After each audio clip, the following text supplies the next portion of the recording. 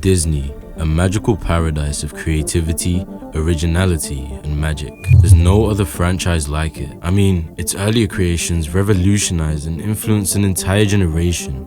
It's truly amazing. Well, that's what anyone would have said before 2015. But none of that mattered anymore. Disney has become a power and money-hungry corporation that wants nothing more than a monopoly on children. But that's only where it begins. The once magical paradise we knew has become nothing but a fatigued franchise that just pumps out second-hand live-action remakes. It seems like the only time we hear the word Disney, it's about them doing things like threatening local daycare centers with lawsuits because they painted Donald Duck on the walls. But how did it happen? How did the once enchanting franchise of Walt Disney turn into one of the most hated corporations in the world? Before Disney became a company with a $238.9 billion market cap, Disney was nothing more but a dream in one man's head.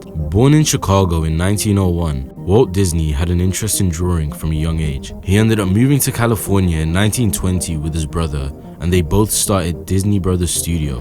And with a man named Ibu Iwerks, they would go on to create the character of Mickey Mouse in 1928, a staple and symbol of Disney to this day. As the years went on, Walt became increasingly adventurous and began using things like synchronized sounds and color, which were revolutionary at the time. And the rest was history from there. Snow White in 1937, Pinocchio and Fantasia in 1940, Bambi, Cinderella, Sleeping Beauty, and Mary Poppins. Disney was in its golden era, and it seemed as though they couldn't stop releasing iconic films. And although some may have had questions about Walt Disney and his character, one thing was for sure, and it was that Disney genuinely cared about what they produced. They wanted to entertain the masses in a creative way, with a CEO that loved creating characters out of mere creativity. Unfortunately, this go-getter attitude from Disney would only last for a short while after Walt Disney's death, and the beginning of the end for Disney would soon begin. It was the year 2005 and Robert Allen Iger had taken over as CEO of Disney, and this very moment initiated Disney's drastic change in legacy. Robert had one plan in mind for Disney, but it wasn't what you'd expect. Robert's plan was to dive headfirst into the animated industry, buying out all of the competition, rinsing any creativity those other franchises had, and then moving on to the next. In 2006, Disney would set its eyes on Pixar, eventually merging the two companies. At the time, Disney already owned some of Pixar's content such as Toy Story, but this transition would be completed when Disney acquired Pixar for $7.4 billion, which meant that Disney held the rights for all the Pixar franchises and properties, and one of their most significant acquisitions was arguably of Marvel Entertainment. Disney's acquisition of Marvel meant that they had ownership of Marvel Comics, Marvel Studios, and the entire Marvel library. Bob Iger bought the Marvel Universe for $4 billion, but that would soon be seen as a bargain, as nowadays the Marvel Universe is the top grossing film franchise in history, grossing a combined $28.5 billion worldwide. But it wasn't enough for Disney. In 2012, Disney announced their purchase of Lucasfilm for $4.05 billion. This meant that Disney owned large titles such as Star Wars and Indiana Jones, but it was at this stage that things were getting out of hand. Disney had all the infinity stones of the entertainment industry. They controlled everything. They had the money, the power, and now the most crucial thing, which were the legal rights. Disney's takeover was so effective that some even refer to this time period as the era of Disneyfication. But oddly enough, one thing stayed consistent throughout this so-called Disneyfication, and that was the constant outrage of the fans from each franchise that was conquered by Disney. Today's Disney is a greed machine. They're falling, albeit slowly, in the perception of the public. Sure, they can raise prices at the parks and create ridiculous arrangements with theater chains to increase profits, but the material is suffering, and badly. Star Wars is becoming irrelevant. Marvel has gone woke and alienated its original fan base. The writing is on the wall for Disney.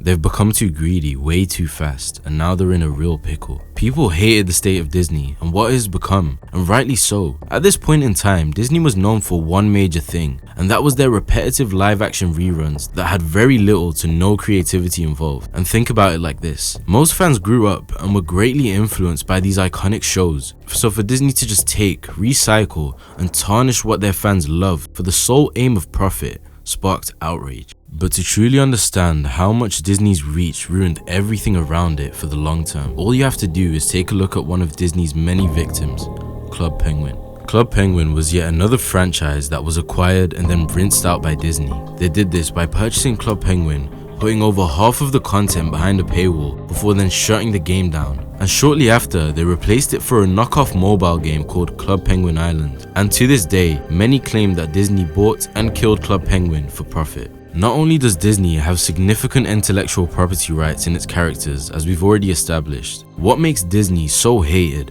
is the method in which they strictly enforce these rules. Like the time that Disney sued 3 daycare centers for simply putting up life-size designs and drawings of cartoon characters like Minnie Mouse and Mickey Mouse. Disney ended up filing a lawsuit and the 3 daycare centers had to take the characters down. But the question was why?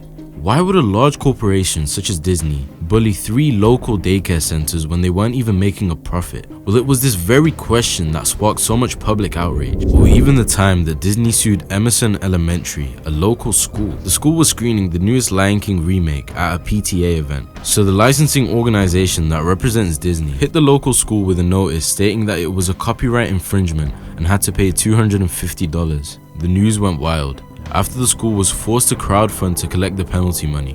The CEO of Disney tweeted, apologizing for the penalty and also contributing to the penalty amount. But it was already too late. This was yet another instance of Disney bullying others with their ridiculous copyright issues. Well, that's the way the public saw it. And the reason why many see the way Disney does things as ridiculous is because copyright was never intended to be used this way. When the term copyright first came around, it was intended so that after a certain amount of time, anything artists produced was no longer owned by just the creator and would enter the public domain, which would give the public the chance to take it and modify it and create something of their own. This method ensured that the artists could profit from their creations for a reasonable amount of time.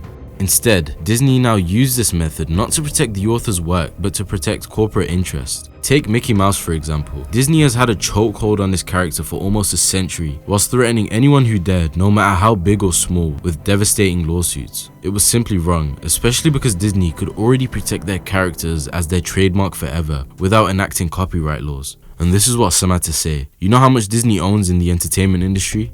A majority. The scary thing is, when someone dares to have their own ideas in a cooperation, they don't just renegotiate, they use underhanded methods like leaking the contract with Sony. They cripple healthy competition, and they can do anything without competition.